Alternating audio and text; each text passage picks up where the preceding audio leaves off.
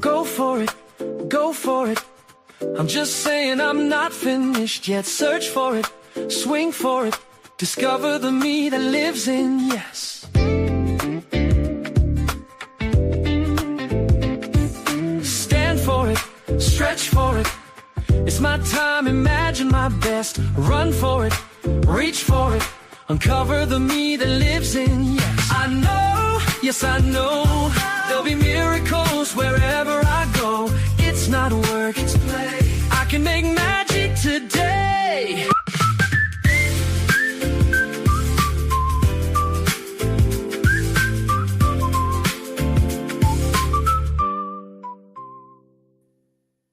Hi, everyone. Welcome to Senior Nation. I'm your host, Phyllis, Ayman, and you are listening to the Source TV Radio Network, WTSN, Washington, D.C. We are indeed a senior nation with 100 plus million adults over the age of 50. And we are here to bring you up-to-date information about successful aging, healthful longevity, and becoming what I call a well-ager, to dignity, respect, quality of life, and quality of care for our parents, our grandparents, and loved ones. We at Senior Nation will be your trusted voice for informed choices, meaningful conversations, and a vibrant life at every age. Though the Source TV Radio Network is known for its dedication to bringing the highest level of jazz content to the viewing and listening audience, the owners of the network are also dedicated to bringing this important content to this fast-growing demographic, and I'm always grateful for the opportunity. And now for tonight's guest.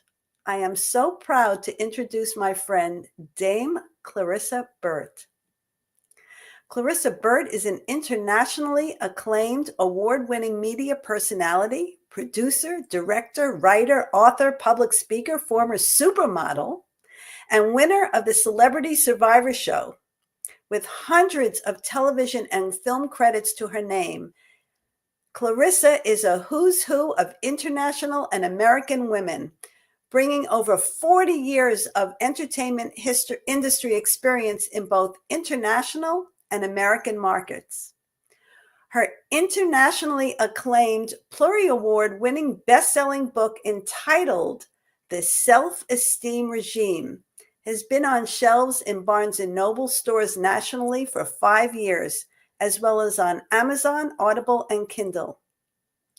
Clarissa's brainchild in the Limelight Media is a multi-platform brand dedicating to elevated voices, ideas, and stories that inspire growth, confidence, and connection. The mission is to educate, entertain, and empower through content that encourages her listeners to look good, feel good, be good, and live their greater good.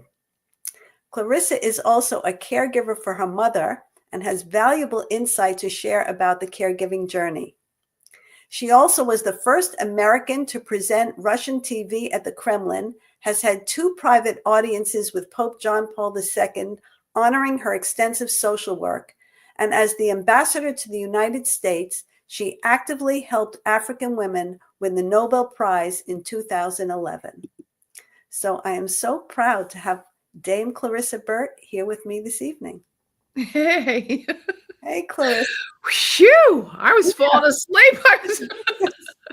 People say, Clarissa, you've done so much. I go, yeah, but because I'm pretty old. I didn't do all that in a short amount of time. Oh, old. We don't use the word old here. Did you say over 50? I think I'm on the wrong show, Phyllis. I think I'm on the wrong show. By the way, can I just point out your logo? That is so great.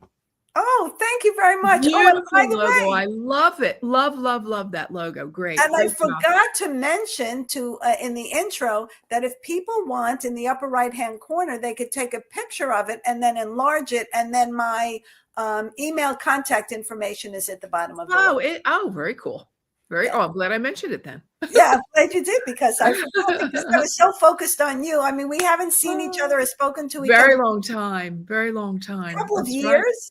And Oh, it's been, yeah, for sure. yeah, Absolutely. But it's always great to see you and talk to you and speak to you. You've been so helpful, even with the journey with that I've been going through in the last 4 years with my mother and her progressive and acute COPD.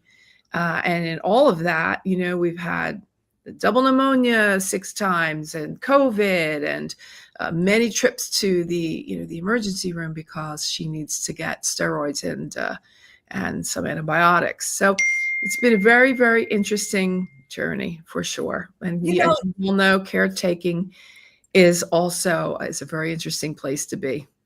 So, I mean, you started with that, and maybe we could talk a little bit about what that journey is like, and then, kind of segue into, the self-esteem regime, because Sure, I sure. think in that journey, especially, there are more women caregivers Oh, yeah. kind of lose themselves, their purpose, their resilience. And so can you speak about that a little bit? That there are more women. I think There the idea is more women is really more because the daughters are usually a little Right. closer to the mother, especially when it comes to some things that might be uncomfortable for the sons to be taken care of. And so we all know what I'm referring to, I'm sure. So, and I think that there's a different look. Guys are great, sons are amazing, all the things, but there's a different type of sensibility, if you will, that comes with we as women and being caretakers, because we're kind of born into that role. Right. And it's expected of us.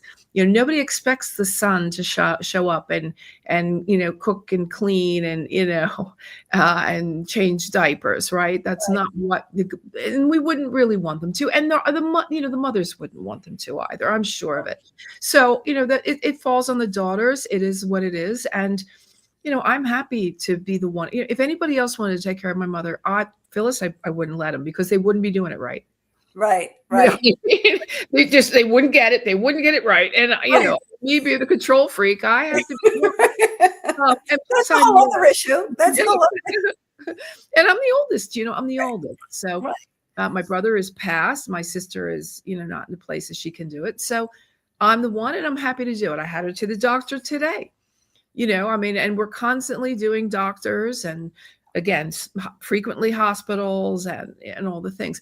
But I also think that my mother, we have a relationship now, Phyllis, that I am in this role that we never had before. Mother and I, we never really had a relationship. We never really got along. And I was away for so many years. I was in Italy for 30 years. There was a long stretch where I only came home for the holidays or, Easter, Christmas, and then I would come home Halloween for my sister's kids. But I really didn't have now.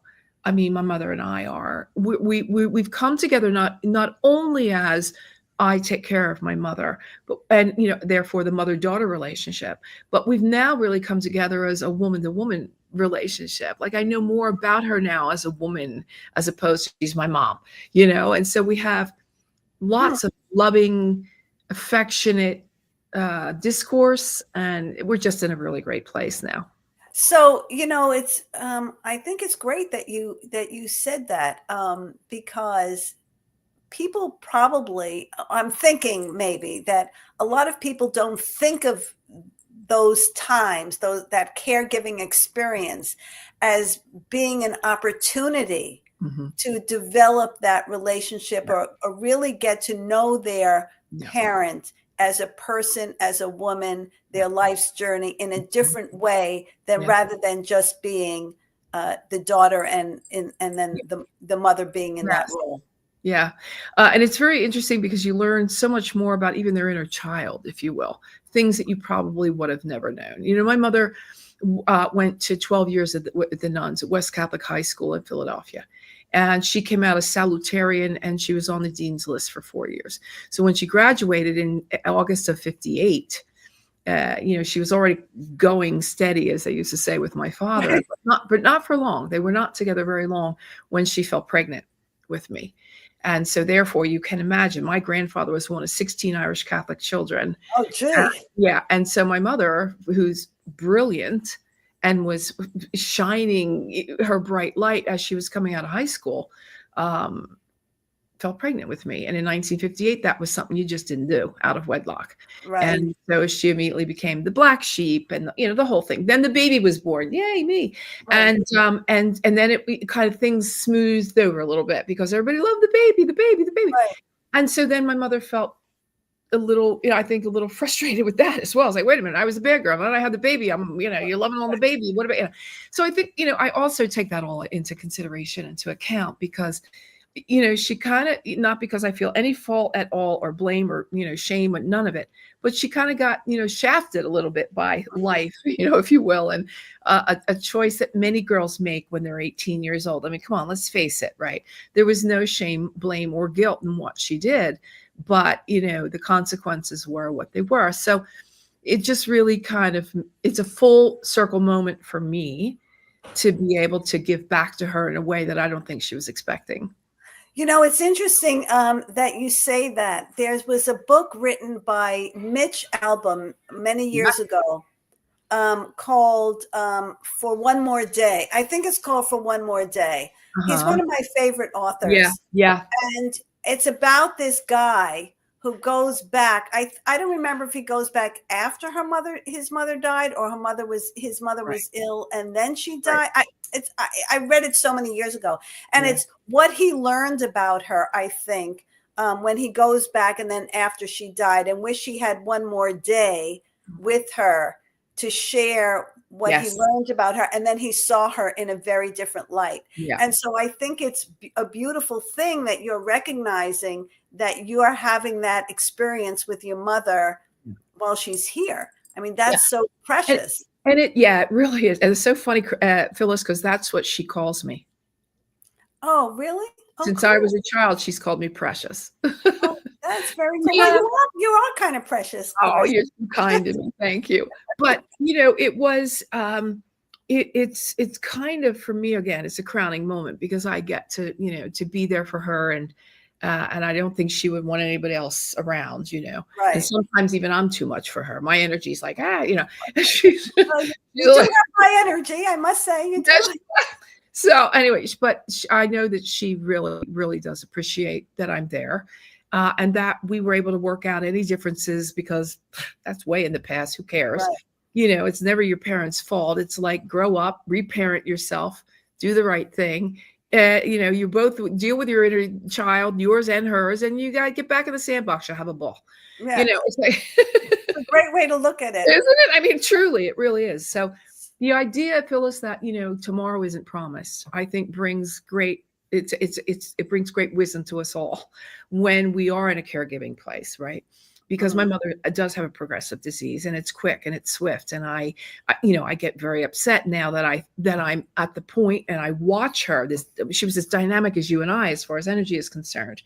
She's not like that now at 85. And she keeps saying to me, I'd be just fine. I'd be great. All her vitals are great if I didn't have this COPD, right? And she's right. And it's very, very difficult to watch. And that's where the psychological part of being a caregiver becomes very difficult, because you have the physical part. Right. Then you have that psychological part that you have to deal with. And you kind of do that alone, because that's something you don't bring up. Correct. It's something you really must, you absorb that and do with that what you will. Rant with a friend, journal, read a great book about how you can be, self-caring with, for yourself. I'm sure there are many ways, much more about this than I do, but it's a very sobering moment in one's life when they're facing the mortality, of a parent. It's interesting that you said that, because when we first met a few years ago, and you told me your mother had COPD. Yeah. And she had the car accident, remember? Right, she had the car accident. Sternum and her I rib. started talking to you about self-care. Do you remember? Yes, I do. Yes, I do. I gave you some hints and told you how important it was going to be on this journey, because that happens to be an area of expertise for me and passion, people with COPD. Yes. But I think that something you hit on is almost like, it's almost like you're going through a grief process. Yes. While the person is here. Pre-grief. Yeah, kind of but thing. It's grief none the same. Yeah, Because absolutely. I can see a video on TikTok or, just think about her not being here tomorrow and I can feel the emotion Right. coming up. I mean, I can feel the tears welling and then I just go, wait a minute. Okay. So back up. You got plenty of time for this. Right. You still here, go live that. And so, yeah, I call her every day. She's only 2 miles down the road, Phyllis. Right. I remember So that. I see her frequently. Right. But I do make sure to call in every day. And she's sitting, what I love about this, and I'll add this into it. She's a knitter, so she's been sitting and knitting, and she's made at least 100 Afghans in the last couple of years. And I wish I was exaggerating, but so just today I was able to find it. She has about 40 Afghans in the back room that we put in Christmas bags and the like, and she wanted to give them away either to veterans or homeless people or whatever else. And I got with a priest friend of mine here in Phoenix, and we figured out that those Afghans, as of tomorrow, are going to go to the homeless veterans down at St. Vincent de Paul. Cool. So she's thrilled. I had to make that happen for her because, but just, she keeps herself, busy. She always keeps herself nice. I mean, my mother is great. She puts on, she really always keeps herself looking great, my mom, and so, but I'm so proud of how strong and stoic and resolved, she is. She's pissed off as all hell because she didn't have this, but she's doing it with such class and such grace that it takes my breath away sometimes to watch how I know when I have a cold and I can't breathe for a week, I go into mini claustrophobia. I go into a little bit of anxiety because I can't breathe. There's nothing. Right. My mother is living with that every minute of the day for years. So the way I'm not saying sailing through it, but getting through it is something I really think it's a lesson for all, that we could learn something, all of us, from the lesson she's teaching. Yeah, it sounds that way. So Mel writes, paradoxically, after my mother passed, I became the caregiver for my father. Yep. And I even moved into my building to be an ever-present caregiver until he passed. Yeah. Right. And and then Althea says, I have the caregiver role with my aging mom, and primarily it is healthcare management more than anything else. Yes. And that it does become a very important part of the role. Yes. I have to say, and Jasmine just said, my biggest challenge is my mom's financial management and organizing healthcare costs and her estate. It consumes so much of my week. And interestingly enough, next week, we're going to have somebody on who wrote a book about the financial aspect of caregiving based on her own experience caregiving for her mom. Yeah. It's interesting. I found something, I'm a very independent woman, as are you. And, but I have to, something happened today. It's kind of strange. It's very out of character for me. But I have to go to see this orthopedic guy because I most likely am going to need a hip replacement or resurfacing or something. I can hardly walk. I'm in a lot of pain. Okay. And for the first time in my life, I felt like I didn't want to go by myself. Yeah. And I asked my daughter if she'd come with me. And I don't even know why. I'm not going for surgery. I'm not having a procedure. Right. It's not like I can talk to the doctor or interview him or decide if this is the guy for me. I was at somebody 2 weeks ago who I realized wasn't the person for me. But there was something, because I think that's where I'm headed. Right. And it was very interesting because I thought, do I want to tell her that at this point? Do I want her to feel like she's going to be a big life decision? That's a big life decision that you would make. And I think it's really important for us to remember, we're all humans, and we definitely need more human interaction and human touch. And the idea of having her along, I think, is an amazing idea because you get to share it with her. You get to get a second opinion from her. Well, what do you think? Well, what did you hear? That kind of thing. Right. And it's comforting. It's the comfort. Right.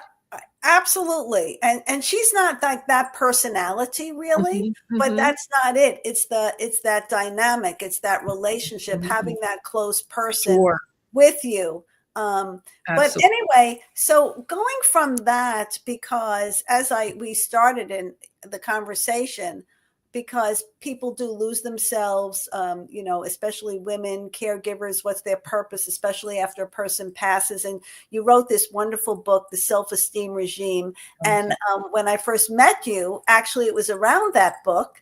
And you sit in the mastermind. and we had a mastermind where we met every week. And I'm still friends with one or two people from that. Yeah. Oh, yeah, absolutely. From that mastermind. And it was really terrific. We went through each chapter and there were exercises to do. So talk a little bit about what brought you to that, and a little bit about the book. And here it is, The Self-Esteem Regime. It's such a fantastic book. I recommend it to everybody. Yeah, I'm so thrilled about the book, and it's really been changing. It changes lives one chapter at a time. There are 12 chapters. They're really, I'm going to say it's a quick read. You're not going to read about self-esteem. You're going to do self-esteem. It's a manual, a mission, and a movement. And it's to move you forward, obviously. When we were kids, you'll remember we had 3 bookstores, right? Walden Books, Border Book, and Barnes and Noble. There were no computers. There was no internet. There were no cell phones. But there was this little section in the back, Phyllis, called self-help. And a lot of us would go to these, and by the way, there might have been 40 or 50 books on the shelves. There weren't many, not back in the day. I'm talking about 70s and 80s now. Right. But it was a place you could go for solace and assistance and a reason why and a way out. And, you could get some information that it wasn't being talked about. Back in the day, we weren't talking about self-esteem and self-improvement. It wasn't a thing. What are we talking about? Right. But when you're born into situations and many of us were, we didn't know who to talk to. Where were we going to turn? Today, we can go anywhere we want online, but we couldn't really back then. And I always knew that I wanted to write the book. Now the book that's been in Barnes and Noble for the last 4 years, 21 to 25, 4 years. Yes, is, it's in Barnes and Noble on the shelves, and you walk in and it's a rows upon rows upon rows upon rows of books that are in the personal development section, which by the way, is now $1 billion industry here in the States, which only goes back to prove that we are all always still looking for support and advice and a way to share, if you will, to come back to ourselves or learn about ourselves we didn't even know we had to come back to. So most of the things that we learn are from the familial tribe, and that doesn't always make it great because we don't know what they learned and how they learned it. And so again, we are often passed with generational trauma, which is, it's really, really, so you have to, I personally did, and I urge those that are looking for answers as well, to reparent yourself. Thanks, Mom. Thanks, Dad. No, you did the best you could. I'm not blaming you. I'm taking full responsibility now for my emotional intelligence. I take responsibility now. I've been in touch with my inner child. We're having a great time. We're working it out. And, and so this is where the whole process starts. You work on your value systems. You work on never comparing yourself to anybody else. I mean, you talk about, never compare yourself to anybody else. And the grass is always greener on the other side. Well, is the grass always greener on the other side, Phyllis, or is it greener where you water it? Right. Absolutely. Oh my God, that's brilliant. Is the grass always greener on the other side, or is it AstroTurf? Right. Is it fake? Is it plastic? Is it unreal? Is it only perception? Right. And by the way, we have a lot of that when we come back to the internet and social media. We have to be very careful about the way things are perceived, right? But that's another story. We won't be here long, for that. There's another thing that we talk about in self-esteem, and then I'll stop so you can ask me another question because I'm really passionate about that. No, listen, I love listening to you. I love listening to you. Shutting me up. Remember when I said that? But I am enough. You are enough. We are enough. Everybody's enough. Well, I decided one day to look up the definition of enough. And the definition of enough is only as much as is required. Only as much as is required. Not about you. Well, I do know about you, but I know I am so much more than enough. Right? So just by definition, the word enough isn't enough. Right? That's interesting. Yeah. And so these are the kinds of things that the book will help you through. You're going to have some really cool, illumination moments, and learning about how to be able to love yourself and trust yourself and, self-confidence. Here's a little teeny Italian lesson. So confidence is confidere, and con is with, right? Fidence, confidence. Con is with, and fidence is fidere, which means trust. So when you say self-confidence, it's trust in self. Yourself, right? Trust in self, trust yourself. And it's a beautiful thing. When you can get to that point and say, you know what? I made a decision today, and boy, I'm feeling good about it because I trust myself. And that takes some time for some people to get to that point. The other thing that I talk about is in the book is mirror therapy. And that's something that I learned from Louise Hayes and her works. And then Jack Canfield, Chicken Soup for the Soul, Jack Canfield. Louise Hayes, I love her. Yeah. Yeah. So Louise Hay. Yes. Thank you. And so, they do the mirror therapy, which looks weird, feels weird, sounds weird, and is actually kind of strange when you're doing it. You want to do it in the bathroom with the door closed and nobody else home, but it's when you go into speak to yourself. So there are two ways to approach the mirror. One is to look in the mirror. The other one is to look at the mirror. When I'm looking at the mirror, I'm preening. So makeup and hair and all the things. When I'm looking into the mirror, I'm screening. And that's what you do when you use mirror therapy to be able to talk to yourself and become your own cheerleader. You say the things to yourself that you want to hear, and you tell yourself how much you like yourself and how much you love yourself and how proud you are of yourself and what a great interview you gave that day with Phyllis on Senior Nation.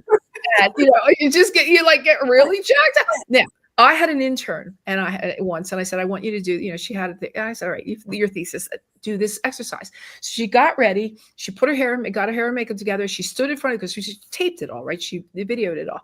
And she got in front of the mirror and she couldn't utter a word. It's a strange exercise. It's really very interesting when you look in the mirror. If you could just stop, to begin this exercise, just stop and look at yourself for more than a minute. Don't do anything else. Just look. So I just want to comment on that because I have done mirror work. And it's not an easy thing. It takes a lot of practice and discipline, actually. You think you're looking at yourself in the mirror, but you're actually looking at yourself at the mirror. You're not actually meeting your eyes and looking at your own reflection in the mirror and seeing yourself in the mirror. You're looking at the mirror. And those are two very different things. And it takes a lot of practice. And it's not so comfortable. Right. So what I say is start with a minute. And if you can't even say anything, just look at yourself. Then as you progress, say, hi, we had a great day today. It's great to see you. You looked really great, whatever. After 21 days, when you start to loosen up and get used to it because you've committed to the exercise, then get back with me and tell me how you feel. And I think it's also important not only to say how great you did, but forgive yourself. I do that. That's you'll see it. You'll see it. You have to forgive yourself. I forgive you for everything. I didn't do so great at that, but no big deal. Something happened to me today, and something happened to me, and I actually thought I really made some progress. So what happened was, I'm involved in this situation and somebody suggested, I handle it one way and whatever. And I decided to go in a little bit of a different direction because of the relationship I had with that person. And the person who's very involved in helping me, and I'm deeply appreciative, but came back at me to tell me I was wrong and that was terrible and I shouldn't have done it. And the whole thing is going to get out of appreciation. No, not out of caring, not because they were concerned that the situation would just go in a terrible direction for me. It was truly out of caring, and said, I'm not angry at you. I'm just frustrated. But my normal pattern would just be to beat myself up all day long. Oh my God, I shouldn't have done it. Why didn't I listen? Blah, blah, blah. I decided in a very short period of time, I thought it was a lot of progress for me personally. Okay, listen, I did it. We'll see what happens. There's no turning back. It's done, and move on. And there's nothing else you could do about it. And I went on to do whatever else I had to do in the day. And it turns out that it worked out fine. But that would not have been my pattern, my response, maybe even a few weeks ago, a few months ago. I just would have been berating myself all day long. So I think we all have that tape that plays in our head subliminally. I call them the daily demons. Right. In the book, the daily demons.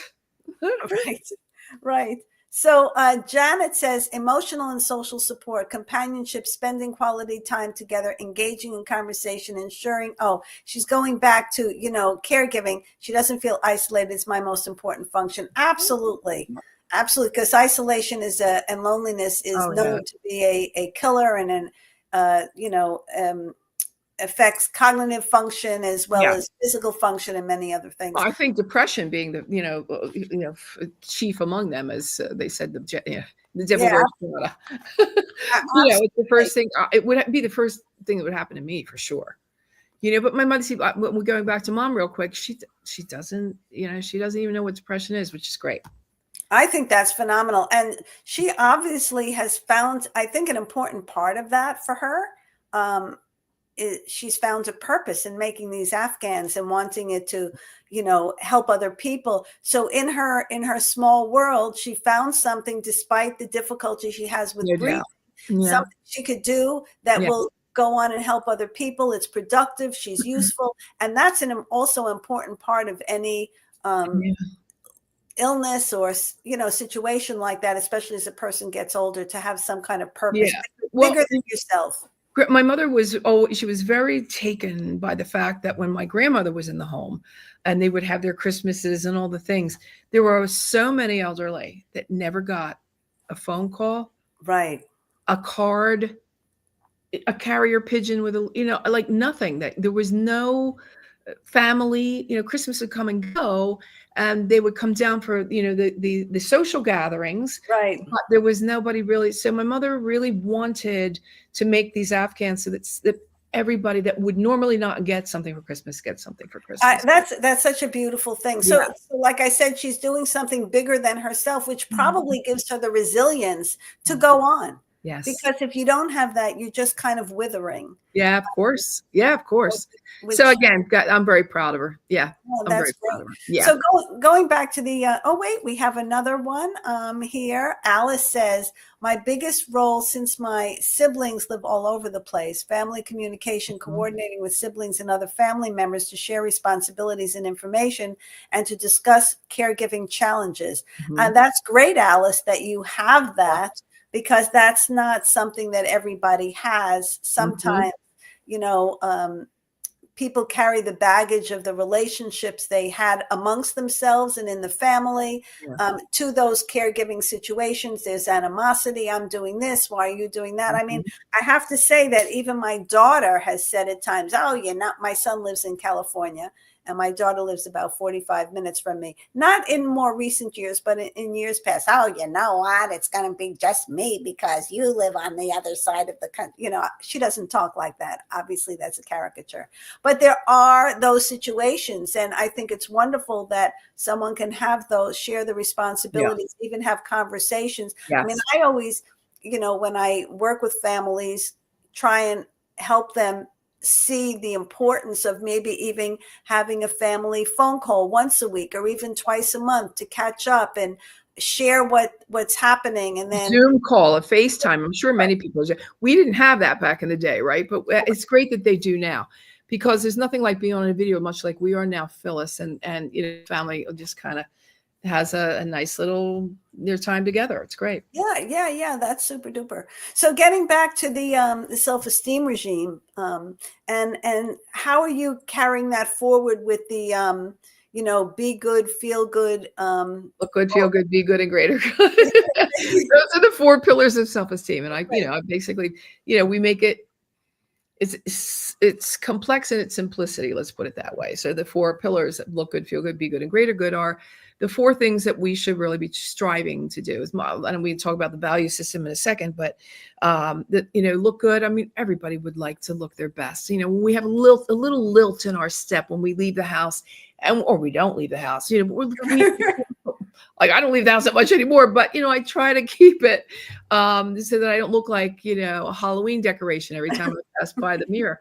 But just the idea of putting that time in, putting the self-care, as we've said before, and you underline and underscore, is extremely important, right? So making sure that we are doing the best that we possibly can every time we're out. We're just feeling really good about the way we're looking. And if we don't, there are things that we can do to rectify that. Feel good is diet, exercise, nutrition, and wellness. Wellness is self care, but all the other things need to be in check as well. Are we eating properly, getting the right sleep, doctor's appointments, the supplements we need to be taking? Hopefully there's supplements and not too many medications. Right. Keeping up on our health and making sure that we're getting to all the doctor's appointments and the things we need to be doing. Look good, feel good, be good. Finances, business, leadership, our businesses, community involvement, all the things, right? So, yeah, exactly, Paul. All of that. So that's great. And then the greater good is volunteering, paying it forward, paying it back, tithing, whatever makes you feel best. And people, today is not the time of broad stroke. Oh, I can give this much money, and a lot of people don't have a lot of money anymore. It's just not one of those things. You go, hey, I'll just throw 100 here or 1,000 there. It's not as viable anymore. But a smile is. Or a compliment is. And it can be something as simple as, just being kind to someone else, right? Correct. I think we're living through times right now that, that are, again, it's not a political show, but we are a nation divided. And I think that we should put that aside a little bit more and just have a nice smile for one another. Keep the elevator door open, help a lady down with, the baby carriage with the steps, let somebody in traffic, for God's sake, just let them in. It's not a big deal. We're all going the same time. We're all going to get home sooner or later. I agree. And I'm not to interrupt you, but, I find that, I said a long time ago, I was in this project, this Keep Smiling project. And I said, a smile is the cheapest accessory that goes with any outfit. And, if you even smile, and talk about mirror work, if you smile at yourself in the mirror and see someone, your reflection, smiling back at you, you will feel more positive. It will get those endorphins going. And if you could carry that forward when you leave the house, I mean, I have found, in going to different appointments or whatever, even something simple, somebody smiles and say, oh, you have such a beautiful smile. It just lightens, no doubt, mood. It lightens, it warms that person's heart. Yeah. It creates more of a connection. I don't mean to say it if you don't feel it. I mean, it could be the smallest thing, like you said. Oh, I just love that top on you. And it could be a woman in a supermarket. I've never seen it before. I'll never see it again. Right. But it's kind of, you've done something nice. They've gotten a compliment. It's a win-win, and why not? I agree 100%. I was at an event last week, a leading age event in Boston. And there was a woman, the first day I was there, sitting at this table with these other women with this jacket. Oh, I just loved this jacket, but I didn't have a chance to talk to her. And I was so hoping I would see her again at some point that day, because I really wanted to tell her how special I thought that was. It was my kind of thing. And sure enough, I was walking down the hallway and there she was. And I stopped to tell her. She was so thrilled. It was almost as if it made her day. Alice, that's perfect, Alice. Right, like yawning, smiling is contagious. Absolutely. Absolutely. I'm going to have to remember that one. I'm going to use that one, Alice. Right. Absolutely. But no, it's really true. One smile begets another, and talk about paying it forward. Yes. That it's such a simple thing. And like you said, there was a book by Sonia Libers. I never say her name correctly. I'm sorry. Sonia Libermersky, I think it is. Anyway, Oh, yeah. it's about happiness, and it talks the different ways that, we feel happy. And one of them is by giving to another person, Yeah, whatever it is that you're giving. absolutely. It really does warm your heart, and it warms the Mhm. next person's heart. And it Simple, really is an stuff. important part of happiness, Yeah. and like you say, and I feel if more people could maybe just think about that, even for a minute in a day, going into a stationery store and, like you said, Yeah. saying, "Wow, good to see you again," or "How have you been?" Or Yeah. it doesn't take anything really. And Yeah. I think people are just so self-absorbed with Getting everything away that's from going that. on. Yeah. Yeah. Yeah. Just if And we get back to a little bit more warmth, I think it would be a really good thing for all, for sure. yeah, absolutely. Hopefully, we're coming up on the holidays, so things will soften up a little bit. Let's Hopefully. see. Let's see, Phyllis, what we can Yeah. start. Movement. So, are you doing anything, when we talked about this years ago, Retreats, the yeah, events and retreats. I'd love to do retreats for either people who are caregivers or people who are women at a certain stage of life who maybe Yes. lost that You wanna sense of you wanna purpose read and Sarah? self-esteem. As Sarah says, what should I do? My mom is aging and I hate her, but she needs me. Oh, that's very Well, that's a interesting. very interesting thing Yeah, because, you go Sarah, ahead. I'll just answer real quick. Yeah, As I had said before, my mom and I did not have a relationship at all. Just didn't. And she's done some things over the years that were really hurtful. Really hurtful. But here's the deal. When we talk about self-esteem, there's also something called Dr. Stephen Hawkins came out with the vibrational energy chart. And if you don't know what that is, you should Google it. And it's a really, really, it's a vibrational charts where the vibration, the lower vibrations live lower, anger, hate, all the things. And then there's ultimate consciousness at the top. Right now, I'm not trying to get woo-woo because this is a scientist talking, and we all know who Dr. Stephen Hawkins is. But he came on with this chart, and there's, the things I've just mentioned, and then all the emotions in between. What we have to remember, again, is that we do not all grow and we do not all live in the same vibrational field. There right. are some people that are going to get it, other people that aren't going to get it. People that we don't grow at the same rate or at the same speed. And that's where I understood that I had to be the bigger person, the more loving person, the more emotionally available person, the more emotionally intelligent person. And this is why I continue to say, and I invite everyone to work on their personal development. You can get books like mine. We've shown it before. There's a million books out there at Barnes and Noble. Feed yourself, feed your soul, elevate your vibrational status. And the kind of hurt that you say your mother wronged you severely, and I believe me when I tell you, I get it. You and I aren't the first and the second in this world, right? There are many people in the world that I hear this from, and I always invite you to go and do the right thing. Go do the best thing. Go do the thing that's going to serve you best so that you can serve her better. And I know that that's going to it almost sounds contrary, doesn't it, Phyllis? Right. Because it's like, well, what about me? Well, what about my feelings? So what about Right. You're going to take care of your feelings. You're going to reparent yourself. You're going to go down that emotional intelligence path.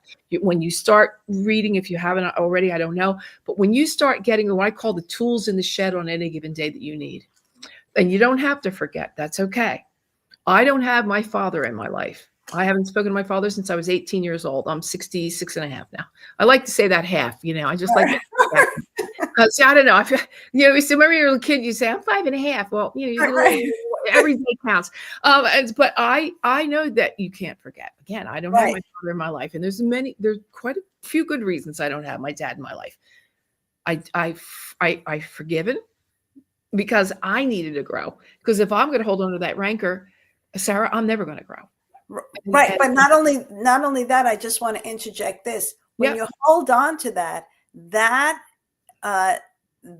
is physically sick as well.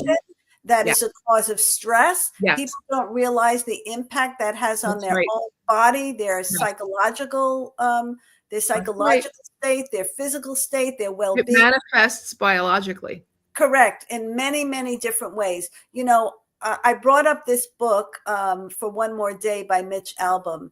And so what it is, when he comes to understand some of what his mother went through or the situations, and I think it was after she passed, then he wished he had one more day because then he understood her better. And so I think if a person can look through that lens of what that person's experience was, like you got to understand your mother's experience, then maybe there's a way to, you know, not forget, but move forward from that negative feeling into something that's more acceptable, let's say, or less challenging. Sarah says, I hear you, but I still hate her and I want to let go of it, but it has been so damaging and so unrelenting. And you know what I want to say, Sarah? I want to say I applaud you for being able to be this open and vulnerable. Yeah. I really, really do. And I think the fact that you are is already a step on that path. Yes, exactly. Exactly. Because that's not an easy thing to come out and say that. And I think so you're already know that you want to move past it. And now you just have to find some of the tools to be able to do that. It's that, listen, we all have, you know, I remember once years ago, like crying, like I forgive my father. And he was long past. He died when I was 17. You know, I tried to understand it in a different context. Did it affect me in my life? Probably so. Because all of our experiences affected. You know, I want to say when you talk about parenting your inner child, there's another book that I read many, many years ago by John Bradshaw, and I think it's called Championing Your Inner Child, if I remember correctly. Yeah. And that might be another place to start, to go back and heal those hurts inside yourself. But it takes a lot. You have to revisit those places. It takes a minute. Yeah. Thing. And the other thing that I came up with too is, you know, I didn't want to live with that anymore. I didn't want to live with the thoughts and you know, all the crap I went through as a kid. But what I did say one day is, okay, the toxic stops here. The toxicity stops with me, stops right here. Now I'm going to do what I can, you know, to rectify it. To, like I said before, I went into the bookstores, and I wanted solace, and I wanted information, and I wanted advice, and I wanted suggestions. I wanted to be a really good person in my lifetime and not follow in the footsteps of. And so I think that for the most part, I've achieved that. I have acquired that because I worked very hard, and I did, you know, as I said, did the work, got the books, took the courses, the classes, and the things that really opened up my eyes to the fact that what I was suffering from really was generational trauma. And that what was happening is it wasn't mine. It was foisted onto me, but it wasn't mine. You know, and so I had to take care of that. I had to, you know, again, you sort of start, and then you start rewiring a little bit, rewiring your brain, right? And so it's a complex concept, and I certainly am no psychiatrist nor psychologist, but I have done so much work on my own self that I feel I can give a little bit of advice, and that is, don't give up, believe in yourself, love yourself, and it sounds like just from what you're saying, you do. And find the right resources that will truly be able to help you see a bigger, brighter, and bolder light at the end of that tunnel. Yeah, I think that's terrific. Now, Mel says, I had a love-hate relationship with my mother long after she passed, but it took me into my 60s to finally come to appreciate her effort on my behalf, even though it was smothering. It's no mistake that the word mother has the word smother has the word mother in it. It's no mistake that the word smother has the word mother in it. Oh my goodness. Never thought of it that way. What a great insight. Mel's very insightful guy. Yeah. So that's very interesting. And on the other hand, I had a mother that she didn't know if I was dead or alive. I'm traipsing all over the world. She has no idea what I'm going. So I said to her once, I said, Mom, like, what? Because again, this is pre-computers, pre-internet, pre all the things. I said, you would never know if I was alive or dead. And she said to me, she goes, well, I'd come to find out sooner or later. Right. You know, it's like, and so you know, Right. we are Right. who we are. They were who they were. Right. Right. And so And I they were affected by what happened to them. I mean, it's obviously, generational. it's That's where the word generational. Just generational comes to in. say, it's not like they had they had us, and they just were that person with no baggage and no history. I mean, they became who they were based on their experiences. And yes, then we all say, oh, we won't be like our parents. That doesn't really always work out so well. But it is passed on, right? And it is a difficult thing. And it's not so far away, Phyllis, sorry, but it's not so far away to think of the concept of when we talk about these generational traumas and each generation, like kind of foisting their stuff onto the next.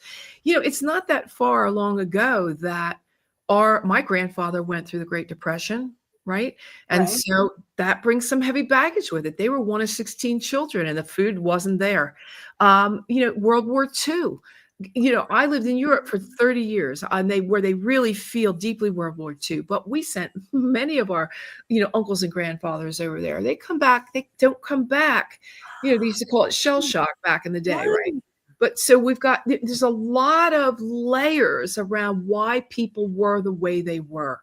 And again, they knew nothing about how to fix it. Right. They didn't have the tools and the resources and the courses and the classes that we are lucky enough to have. So interesting that you say that. I'm just going to interject this. So my father was rather tyrannical, and very explosive personality. There was a lot of abuse in the household. Right. I mean, there was a lot of wonderful things, but there was a lot of abuse in the household. I always say, in this day and age, we might have been taken away. We might have been removed from the home. Right. But interestingly enough, recently, my daughter was doing a search and she said, did you know your father had a draft card from World War II? And his father had a draft card from World War I. I said, listen, he had a draft card. I don't think he ever served. He never talked about it. Right. Actually, never even talked much about his family. Didn't talk about it. Where they come. She said to me, maybe that's why he had that personality. There you go. What I just say. Light bulb moment. I had never thought about it. Well, I never knew. He never talked about if he did serve or if other people in the family served, if they died. I mean, it never spoke about it at all. So I have no idea if he really served. But maybe that was the basis of some of that. Who the heck knows? Of course. Right? Yeah, I mean, everybody has their story. Everybody had their, generational traumas foisted onto them. Right, correct. I get it. It's easy to blame parents, but they were kids once too. And what did they learn? They didn't have the tools and the resources that we have. So I'm not trying to excuse bad behavior. I'm just trying to say I don't think they knew their way out of a paper bag back then when it came. I agree. When it came to this kind of thing.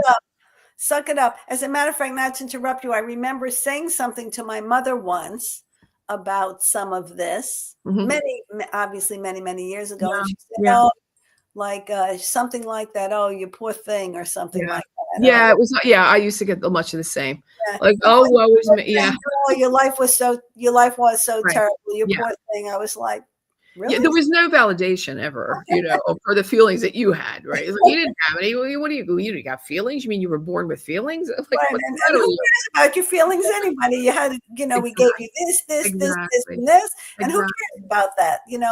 Give it up. I think one of the greatest things that we can do, Phyllis, is I know we're coming pretty close to the end of the show, but I do want to get this in, and that is one of the greatest things I think that we can do, and it really does go to prove some emotional intelligence, like really truly working on yourself, is the power of the pardon, the power of forgiveness. It's so liberating for you to be able to say, man, it really sucked, but you know what? I'm good. I'm good today. I worked it out. I figured it out. I understand it, some of it, maybe not all of it, but I'm in a much better place because of the work that I've done to take those deeper dives that a lot of people don't want to do. They don't want to take them because it hurts. Not easy. It's painful. Not easy. But when you, as I said before, you come out, man, and you're looking down in that light at the end of that tunnel, every step you take toward it, that like it's bigger, bolder, brighter and more beautiful. And I know that sounds honky and corny and all, but it's so true.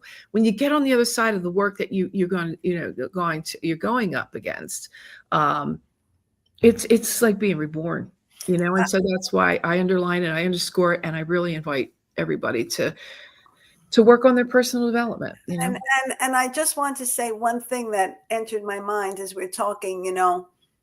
I don't think people realize sometimes when you're holding on to that, how it affects your other relationships, even though you don't think it does, and how it kind of pervades them and creeps in there in your relationships, your reactions, because it's all this negativity, your perceptions of other people. I don't think people really realize the magnitude that it affects their lives. That's interesting, Ruth. Ruth says, I'm 82 years old and I wish my kids would get a life and let me have one. I love it, Ruth. I love it. Maybe Ruth. we just love you too much, Ruth. You must have been such a phenomenal mother. Right, exactly. I mean, that's really kind of cool. And you know what I love about that is that, and that's a perfect example of, what I talk about a lot, in terms of ageism. Yeah. Ruth is 82. Right. I'm 72. You're 66 and a half. And a half. Thank you. And, she wants to, live her life. Leave me alone. Let me do what I want to do. I've often said that, I've worked it's no secret that I've spent over 50,000 hours working in long-term care and skilled nursing. And I've seen people, 80 and 90 and 100, younger people too. But I bring up the upper ages for a reason. That people tend to think that people, and when you talk about this, Clarissa, about, caring for yourself, looking your best. And I have seen people, and I talk about this one woman who had serious COPD. She could hardly walk. She had to have her oxygen with her all the time. Yeah. But she never left her room without her little earrings on, her little hanging earrings. People think that people don't care about how they look. And if I remember correctly, I hope I'm remembering it correctly, that during World War II, there was a lot of rationing. And if I remember correctly, it was Churchill. The one thing he didn't ration was lipstick because he felt that it helped women. It boosted their mood and they felt better when they put on lipstick. And it really is true. That does boost your mood. You put on lipstick. Poor Ruth. Ruth is really going through with those kids. Right. They think they know better, but I can still think, I am with you. Ruth. Give him hell, Ruth. Give him hell. Exactly. I'm with you 100%, Ruth. So, well, Clarissa, this has been so terrific. Doing such important work as a caregiver, shedding light on self-esteem issues so many of us face, especially women. Yep. And well, I'm going to tell you one thing about that real quick. And that is, we have the youth mental health crisis in this country. We know that comes down from a couple of years ago from the government. But what I want to say is that used to be the highest suicide rate. It was either anxiety, depression. They were thinking about killing themselves, or they would commit suicide. Or young, I'm talking about middle school, high school, and college age. That has now been surpassed by men. Really? Men is the number one demographic right now are men. Men. And so we have to be very, very careful. The cover of my book is blue because I also want men to pick it up. In the original version, this was pink. And I said, just change the blue. So if guys want to pick it up, they can. The number one suicide rate now is among men. So we need to be loving a little bit more on our guys for sure. I love that. And, that's such an important message. So not only for the women listening, but, if you have a man in your life or someone why not give them the book as a gift at the holiday season, the self-esteem regime. Keep your ear to the ground for the guys, Yeah, absolutely. They're really hurting. Well, anyway, Clarissa, thanks so much for finding the time to share with me on Senior Nation. It's just super duper. Like I said, we hadn't connected in a long time, so this was really. Glad we did. Thank you for thinking of me, Phyllis. Thanks for sharing time with me. I appreciate it. Great. So now I'd like to turn to tell you about next week's show. Beth Pinsker also has a perspective on caregiving after her experience caring for her mother. However, with a strong background as a journalist and financial planner, she turned her sights to the financial aspects of caregiving, which I mentioned earlier in the show when someone brought it up. Beth spent the first part of her career as a film critic and entertainment business reporter, writing for many publications such as Entertainment Weekly, the Dallas Morning News, the Independent Film and Video Monthly, Variety, and the New York Times. She even had a brief stint on Who Wants to Be a Millionaire and was an intern for The Late Night with David Letterman. Beth won an SABEW Award, Society for Advancing Business Editing and Writing, Best in Business Award in 2023 for a commentary for a series of columns about caring for her mother. And she turned those into a book, My Mother's Money, A Guide to Financial Caregiving, with an anticipated publishing date this month, November 2025.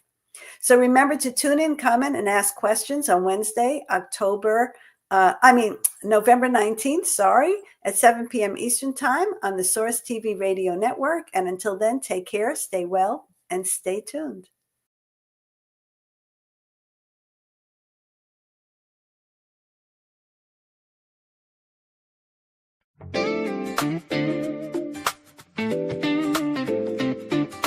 Go for it, go for it.